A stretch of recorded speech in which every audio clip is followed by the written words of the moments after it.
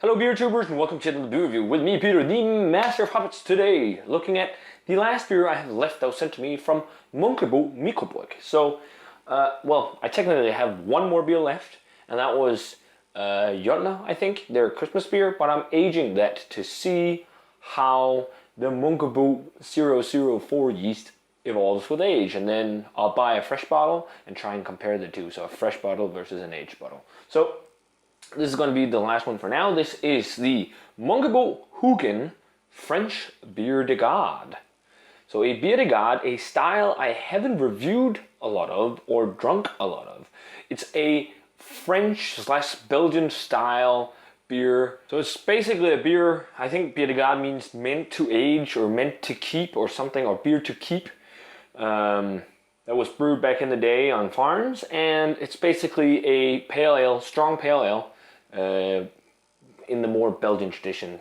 So I think the best one I've had, like the best Bière de Garde, is probably Bière de Norma from Hill Farmstead. That was insane. But yeah, this Bière de Garde is brewed with water, malt, and the malt is barley malt, wheat malt, Pilsner, Munich, Special B, black malt, and Belgian candied sugar. And then they use Northern Brewer and Hersbrucker hops, and then the Munkebo 004 yeast. So that yeast so far has been very fruity and very estery. So I actually think that yeast will work well in this beer, because Bière de Gardes are somewhat brighter, fruitier beers, kind of like the Belgian strong pale ales. So that's why I think this is going to work out fairly well. So it's 6.5%, so without further ado, let's get this one cracked and poured.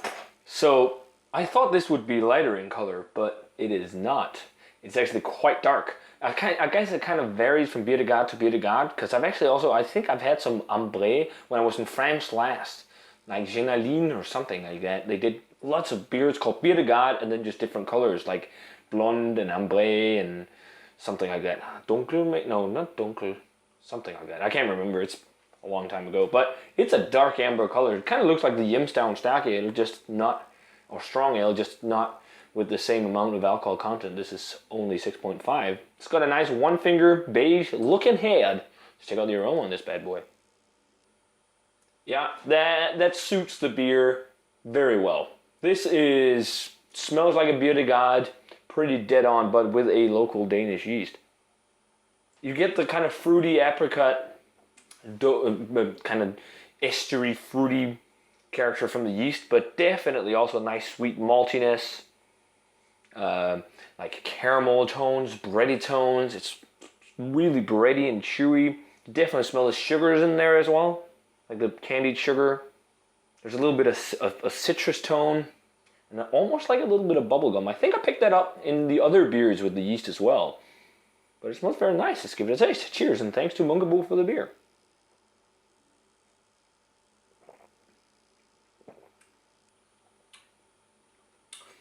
Yeah, that works pretty well. It's kind of like a mixture of bright flavor and heftier flavors, because you're definitely getting that kind of apricot, sweet, fruity yeast character. That fruity estery character is definitely there, but you also get a lot of like a caramel toffee flavor, like bready, doughy breadiness. There's a light toasted grain. On the first flavor, also picked up a hint of diacetyl, not too much. And in a darker beer like this, I don't think it's too big a problem, but it can get too much in some beers, because it definitely has a little bit of that kind of buttery butter popcorn essence to it. But other than that, it's mostly like the roasty, toasty flavors, the sugary flavors, hint of dark fruits, and some of these kind of slightly brighter citric flavors and whatnot, and that kind of apricot thing as well. Yeah, it works pretty well in a Bière de Garde, I think. One style I think that would suit this yeast well is actually uber hopped pale ales or white IPAs, because it's so fruity. But this is decent stuff. It's nice enough. It's nothing that's blowing my mind or rocking my world. But again, Bière de Gardes and some of these kind of Belgian ales aren't usually beers that excite me too much either. So that's just a personal preference. But it's tasty enough, guys. So rating wise, for the Munkebo Hugin French Bière de Garde,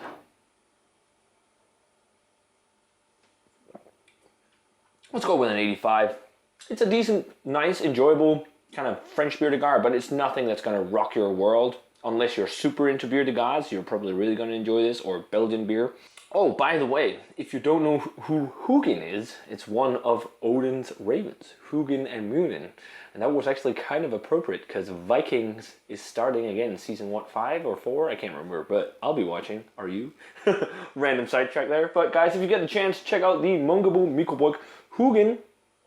Another beer with their own signature yeast. So guys, as always, remember to comment, subscribe, check out the Facebook fan page and Twitter. Please subscribe, like this video, and yeah, I'm going to say cheers.